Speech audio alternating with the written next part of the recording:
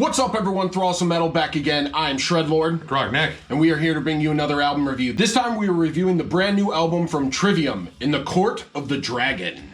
This comes out on the 8th of October on Roadrunner Records. Band formed in 1999 in Orlando, Florida. This is their 10th full length, and they actually released one last year too, and I kind of missed it. I've kind of missed the last few. For a while there, I was a big fan of Trivium, saw them multiple times, and then it kind of just, withered a little bit. But I kind of wanted to reapproach this band just because I've heard they've been making some pretty decent albums that I just haven't listened to. And, alright, as for a style, Trivium kind of started off more just as like one of the metalcore bands, albeit maybe a little bit thrashier, but they kind of fit in that little subgenre. But over the years, they've incorporated more elements of, I would say, like classic heavy metal, more thrash metal, more melodic death metal. But of course, you still have all that metalcore in there too, and of course, a fuck ton of thrash. So you get this homogenized blend that we can just call metal. And they're back, and honestly, it's kind of a good refresher course because, again, I haven't listened to these guys in a while. So, kind of curious what they're up to, and, well, it's pretty much what they were doing, except I think they're doing some stuff better, and other stuff, it's kind of about what I expected from Trivium. Opening track X, or rather Roman numeral 10, because it's their 10th album, is an intro, and you can skip it. It's a lead-in with the dragon growls. Just throw the ring in the fucking fire already, Frodo, and get the hell out of town. Yeah, man. seriously. I mean, you're probably gonna screw up and put it on your damn finger. You know what happens then. But after the short introduction, we go right into the title track, In the Court of the Dragon. And he wastes no time getting right into it. I did like that fact. It literally is Matt Heafy just screaming the chorus line right off the get-go and right full blast into the song. And that was pretty cool. That song as a whole was not that bad at all. The certain vocal styles of Matt Heafy are, I think, sometimes what always kept me away from them at times. I respect the dude, but his vocal stylings is not always my favorite, and I think that was a big reason why I skipped over him.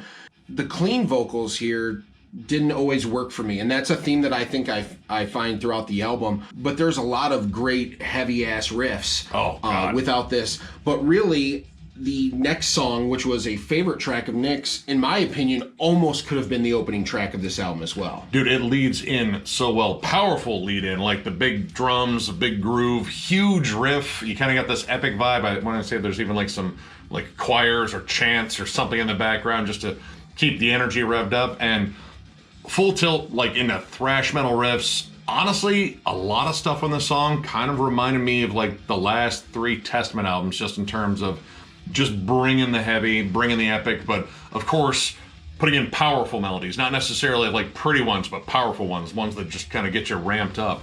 And they excel at it.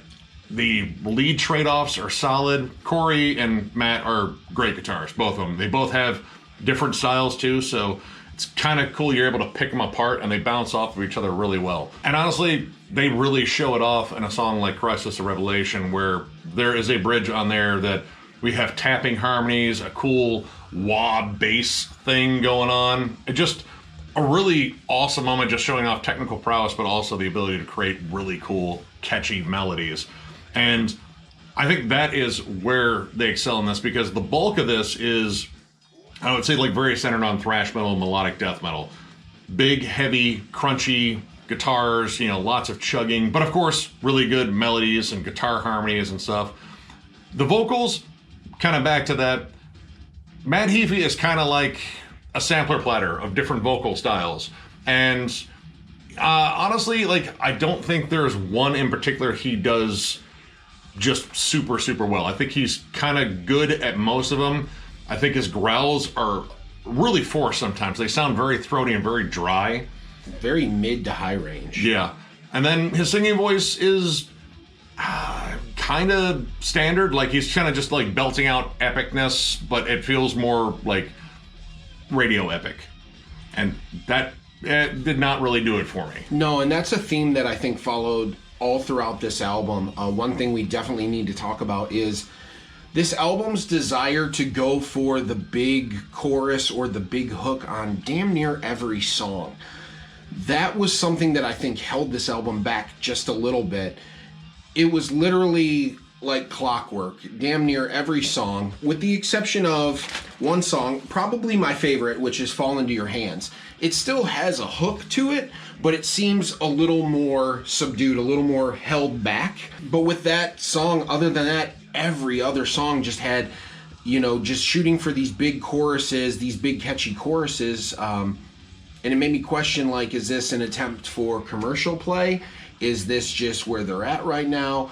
But regardless, it was definitely an ingredient that I thought was used a little too much on this album. Yeah, and that's something they've kind of always done, but I mean, when they kind of make that the minor thing, it's kind of refreshing because they do it so damn much. Like, in fact, there's almost always a pre-chorus that leads up to it, so you know it's coming. Like, it's building up to that point. And sometimes the choruses are all right, but sometimes it's just there. And honestly, there are some songs in here where it feels forced, like No Way Back, Just Through.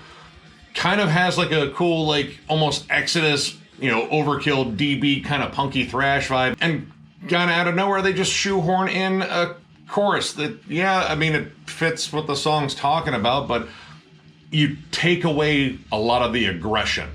Like, it becomes like more of like an inspirational song, which I got nothing against that, even though they kind of annoy me and I'm just a fucking curmudgeon. It took away from like the harshness, the in-your-face kind of fuck you attitude, and I was really getting into that. And even a track like Shadow of the Abattoir has that same kind of vibe. There's a little bit more heaviness to it, but other than that, it just feels like this really forced kind of commercial stuff. And I hate to say it, I'm sure it was unintentional. I'm ashamed that I even know this, but there is a section on this song in particular that has a very striking resemblance to the chorus of a one Five Finger Death Punch song on the radio, and Nick didn't want to believe it at first. He played it. And I played it after the album, and I said, well, what do you think? And he said, yeah, man, I can hear it. And so, once again, I'm sure that's unintentional, but come on, man. You don't want your songs and Five Finger Death Punch to have really too much in common. No, you don't. I almost want to flog him for playing that song, but I won't, because Shred was proving a point, and he did. But yeah, and I mean, in case you weren't thinking they weren't going for the radio occasionally on here, Feast of Fire is a radio nugget from 2005, it feels, but it came out in 2021. That song feels so out of place on this album, because the rest of this album, even if they are going for the powerful choruses, they're generally in songs that are exploring a lot of cool dynamics, like, you know, they're more aggressive, or they actually are like trying a whole bunch of wild lead work and such.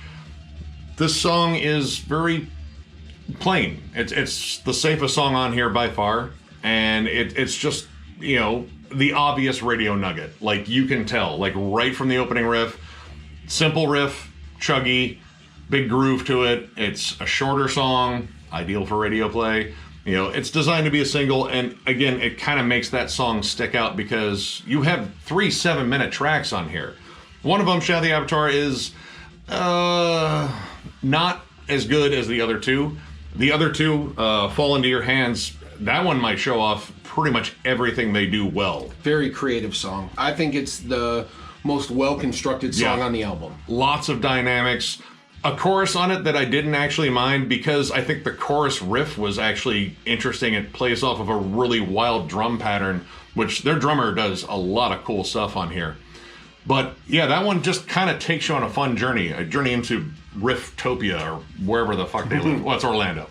But it's just a really cool song, like how it's constructed. Like, it has a really cool flow, and you really want to stick with it. And the last track, The Phalanx, kind of dials up all the old school Metallica energy that Metallica's been missing. Yeah. Driven by a big, catchy riff. Vocals are cleaner, but they're gruffer, and it feels more intent on being powerful and less like, hey, let's put this in a commercial. Solid riffs, great lead work. I love the lead trade-offs pretty much all over this. Like, that is one of the things that is universal across the board. But that's a kind of song where a big chorus kind of fits. And again, that kind of comes back to the issue where not every song in here needed that big chorus. That became kind of an issue here, just because I think if you whittled out that or gave it like some big, like, you know, gruff chorus with like a big chant or gang vocals or something like that, the song instantly becomes more powerful, and it'll stand out from the ones that have the big choruses. So as far as rating goes, I'm going to give this album a 3 out of 5. I think this is a solid release. It is chock full of sick heavy riffs, double bass, phenomenon, blast beat galore, creativity, leads, melodies, all that good stuff. However, I felt like, once again, this desire to have these catchy commercial type choruses and hooks held this album back a little bit, made it a little bit predictable, and honestly, not every chorus was strong either. Yeah. And so, with that being said, I think 3 out of 5. This is a solid output and an enjoyable listen. I'm gonna go 3.5. I liked the longer songs, the 2 longer songs, especially because I think that really shows off maturity over the years. They were always good players, but I think they became better songwriters.